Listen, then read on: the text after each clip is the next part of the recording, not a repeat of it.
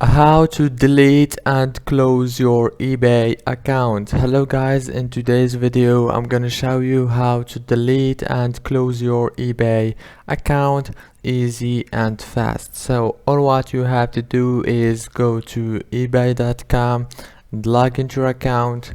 Now go to the top corner and go to your account settings here.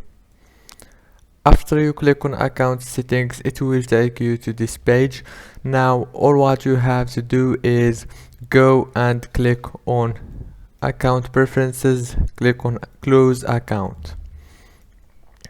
After you click on close account, it will take you here.